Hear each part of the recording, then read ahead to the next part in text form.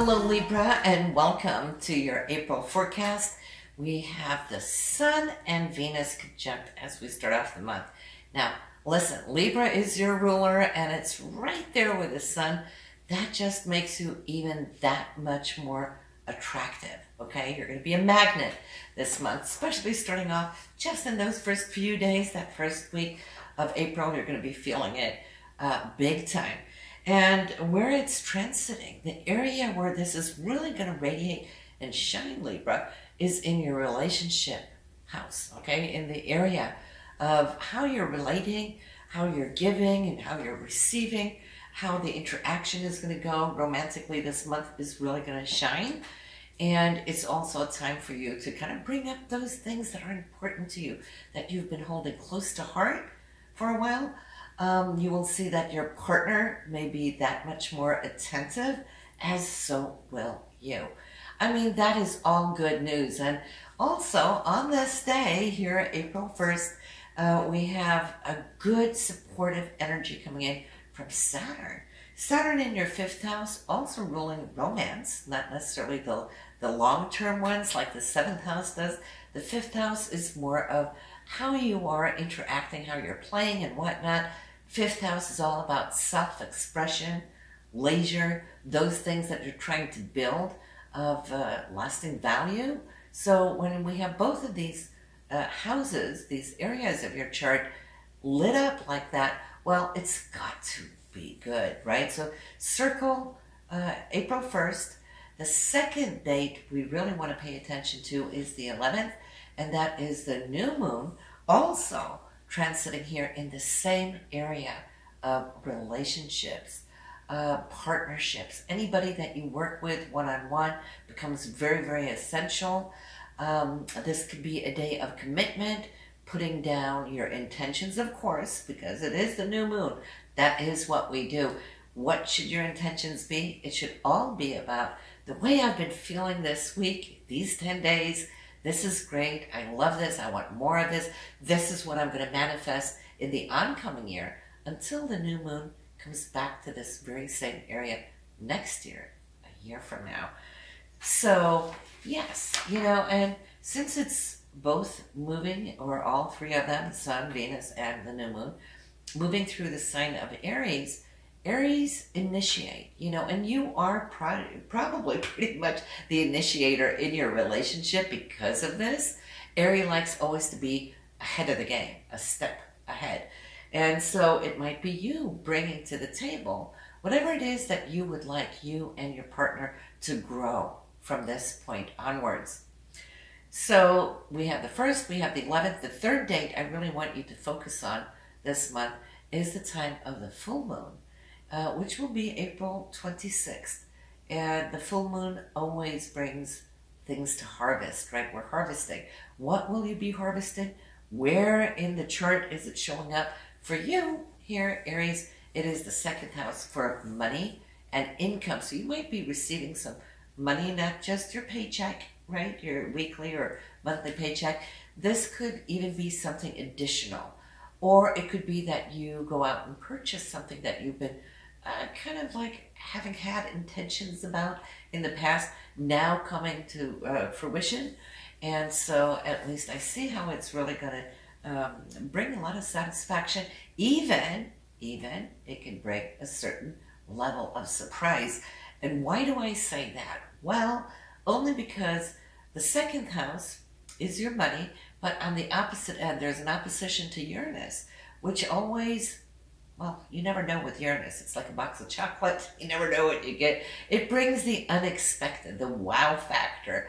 And it is coming from shared resources from the 8th house. That's where Uranus is right now. So maybe that money is coming from there. Maybe you're receiving a check you didn't expect. Maybe you're getting your, maybe it is whatever payouts, commissions, royalties. Maybe it might even be your check from the government coming in that could arrive here around this date of the 26th. So pay attention to those 3 dates. They are the highlights of the month. Your stimulus check, right? But yes, there's more going on.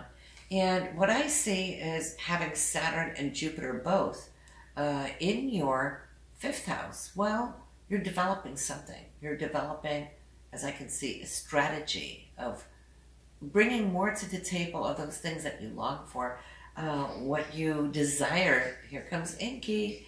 Don't get distracted. She might get all in here with us. But yes, so the 5th house is all about fun, joy, leisure, those things that we adore. It's self-expression. It's artsy. Whatever it is that you can bring up here in and of yourself, well, that I think that is a good thing, because Saturn is trying to kind of bring some roots, give some good grounding to secure whatever it is you have as a project. Some of you, Libra, are looking at maybe wanting to start a new business of your own. That could be a good idea. You know, Saturn, for the 2 years it's going to be here in this area, is allowing you to kind of raise your levels up to what you see that you can master, because Saturn's all about mastering our talents, our skills, and sometimes it will challenge us, not because it's opposing us, but so that we can grow and so we can expand and learn from it. So we have to be able to befriend Saturn in order to be happy, right?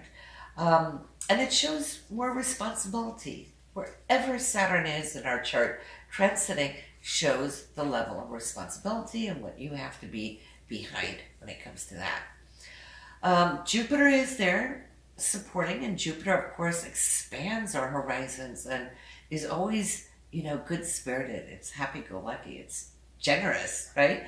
And so I feel you're getting all that extra boost coming in where you can take a leap of faith, whereas without Jupiter there, Saturn might be a little restricted, not necessarily fearful, but maybe a little doubtful. It's like, ooh, do I trust myself? Can I do this? Jupiter is like, oh yeah, you can. Go for it, right? So I would say, whatever it is that you're planning, do it between now and the end of May, because then Jupiter is going to move out of this sign for the summer. And but it will return by retrograde early autumn, and it will give you that second boost to kind of complete whatever it is that you're starting right now. Let's talk a little bit about Mars, because Mars, that is our energetic primer motor. It's what gets us up in the morning, gets us to do the goals that we're reaching for. And this month there isn't really a lot of aspects coming to it, so it's operating solo. In your chart, Libra, it's in the 9th house for higher education. Now, I know that a lot of you really, really love to study, you love to read, you know, and expand your horizons in that sense, because the 9th house is a Jupiterian house, so it's always looking for something beyond, right? So Mars right here is on a conquest. You know, some of you might find that you're really longing to take a course, you know, or a class, whatever it is. And what you're doing right now is preparing actually for when Mars goes into the 10th house, the next step, which is all going to be about your career and the goals that you're working for. So it's not just always career when we talk about the 10th house, but those things that you desire, that you want to accomplish. So Mars is kind of preparing that way by looking into or studying or researching. Some of you are just doing it out of your own need and curiosity. I mean, it's in the sign of Gemini, so you have that curious mind wanting and the need to know. Now, it could be on more than just one level. Why? Because Gemini is a dualistic sign. So you might find yourself taking 2 different courses or reaching out. Just as long as you don't get too scattered, sometimes that happens when we have a lot of Gemini going on. So you don't want to split or divide that energy of Mars, because Mars is moving really quickly now.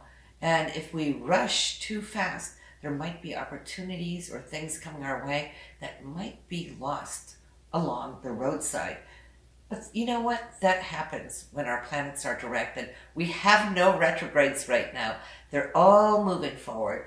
And should things fall along the roadside, well, thank God, that's why we have retrogrades. So down the road, when things slow down again, we might pick up a few opportunities in the past and rework them, retweak them, and then get them going. So, but this is a time actually for you to catch that fast train and move forward with those things that is your heart's desire.